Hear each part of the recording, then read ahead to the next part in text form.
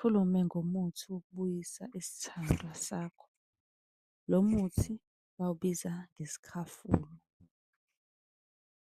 Ake sichaze ngesisho nje ulwazi.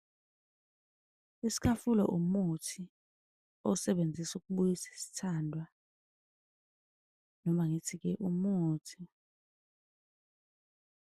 owokubuyisa umuntu othandana naye, noma ufuna ukuthi umuntu okushelayo noma omshelayo akuthande. Siyenzelwa-ke futhi nokuthi umuntu akuthande.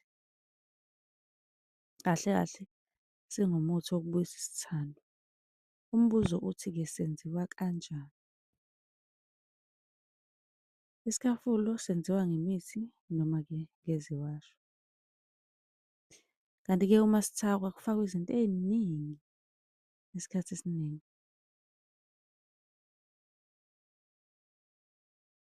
Uyakwazi-ke ukufaka umlotha wamandiya, uyasetshenziswa nakhona kwisikhafulo bathi i-holy ash. Isikhafulo ongazenzela wena sona ekhaya, ngokuthatha impuphu emhlophe uyihlanganise nomlotha wamandiya, bathi i-holy ash, bese ubeka esandleni umkhafula. Isikhafulo senziwa-ke ngomuthi wesintu.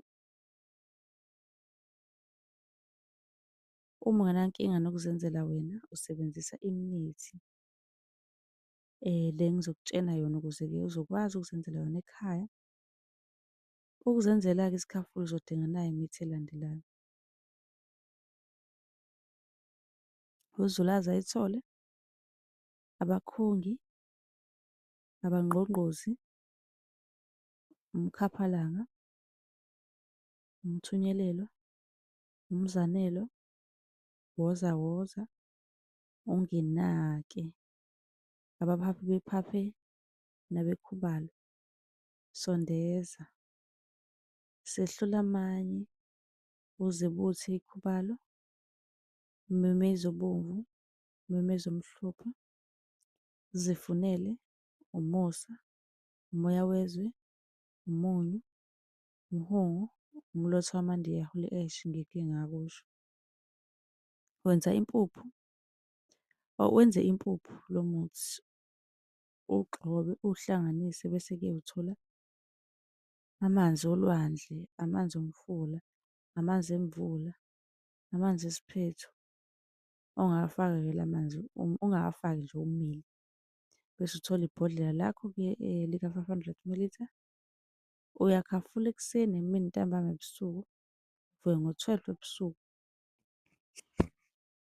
Uma unombuzo usungabuza kwi-comment, sobe sesikuchazela kabanzi-ke ngalokhu wena-ke ofuna ukukwazi. Ungakhohlwa .